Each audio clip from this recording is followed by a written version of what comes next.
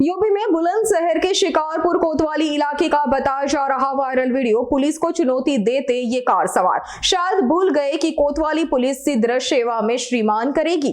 कोतवाली के सामने हुड़दंग का वीडियो वायरल हो रहा है।